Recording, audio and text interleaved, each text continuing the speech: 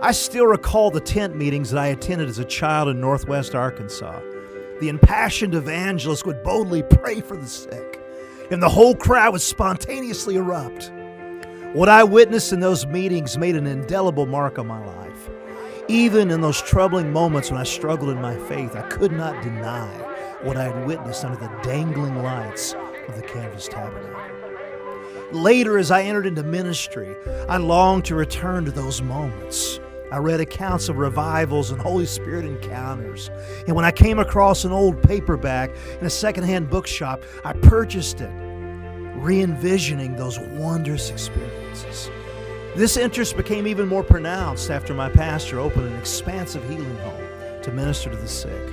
I knew what had transpired in the early 20th century through Pentecostalism and through the revivals of the 1950s. However, I was curious about what things looked like in previous eras. How did people minister to the sick in the 19th century? Thus began a long journey of exploration. I began to buy books and have extensive dialogues. Old dusty volumes with foxed pages and broken spines began to take me back to childhood wonder. As my library continued to expand, I began to make notes and scribble things down. Paragraphs became pages, and along the way, things began to take a life of their own. It wasn't long before I realized that I had the beginnings of a book on my hands. It gives me tremendous pleasure to introduce the fruit of my labor, Regeneration, a complete history of healing in the Christian church. It has been developed over 16 years. In producing it, I've consulted thousands of dissertations, articles, and related publications. I've traveled to research institutions and had conversations with a number of scholars and historians. Regeneration is made up of 3 jam-packed volumes. Volume 1 explores the inexplicable experiences in the early church. I read the portions of J.D.'s work concerning the early church in the Middle Ages. I was particularly impressed when I discovered the parts about Marie Woodworth Etter, and then with John G. Lake and with Smith Wigglesworth, captured my attention, and I think it'll capture yours also. The second volume carries this account further, elaborating on the salvation healing revival of the 1940s and 50s.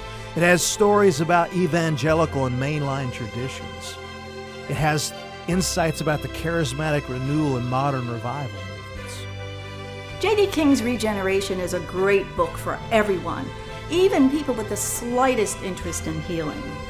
It covers the healing ministries of the 50s and very extensively so. It's engaging, it's enlightening, it's very, very well documented. So if you have even the slightest interest in healing, this is a definite must-read for you. The third volume is an annotated bibliography documenting over 2,000 books, articles, dissertations, and case studies. Anyone looking for a book on healing or a history of great revivalists is going to be able to find it right here in this book. You're going to be able to see information that you wouldn't be able to find online or somewhere else because it's not there. It hasn't been researched out. There's so much material right here in this work.